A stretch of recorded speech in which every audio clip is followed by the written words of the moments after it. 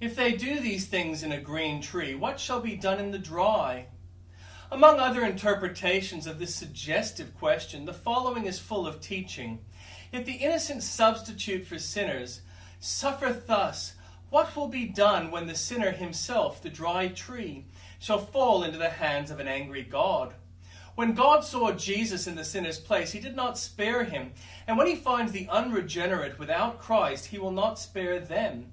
O sinner, Jesus was led away by his enemies, so shall you be dragged away by fiends to the place appointed for you.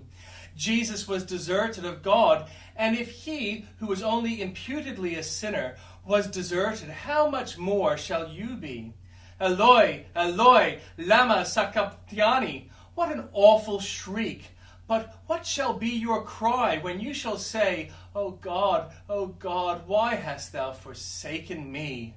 And the answer shall come back, because ye have set at naught all my counsel, and would none of my reproof. I will also laugh at your calamity. I will mock when your fear cometh. If God spared not his own Son, how much less will he spare you? What whips of burning wire will be yours when your conscience shall smite you with all its terrors?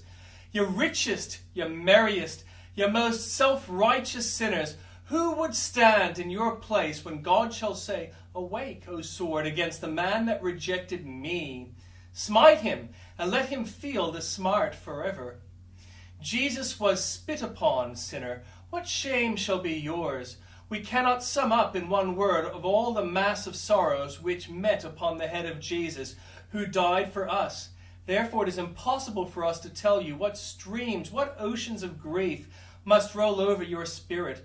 If you die as you now are, you may die so, you may die now, by the agonies of Christ, by his wounds and by his blood. Do not bring upon yourselves the wrath to come. Trust in the Son of God, and you shall never die. I will fear no evil, for thou art with me. Behold how independent of outward circumstances the Holy Ghost can make the Christian. What a bright light may shine within us when it is all dark without. How firm, how happy, how calm, how peaceful we may be when the world shakes to and fro, and the pillars of the earth are removed. Even death itself, with all its terrible influences, has no power to suspend the music of a Christian's heart, but rather makes that music become more sweet, more clear, more heavenly. To the last kind act which death can do is to let the earthly strain melt into heavenly chorus, the temporal joy into the eternal bliss.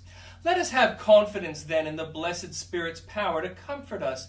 Dear reader, are you looking forward to poverty? Fear not. The divine Spirit can give you in your want a greater plenty than the rich have in their abundance. You know not what joys may be stored up for you in the cottage around which grace will plant the roses of content. Are you conscious of a growing failure of your bodily powers? Do you expect to suffer long nights of languishing and days of pain? Oh, be not sad. That bed may become a throne to you. You little know how every pang that shoots through your body may be a refining fire to consume your dross, a beam of glory to light up the secret parts of your soul. Are the eyes growing dim? Jesus will be your light.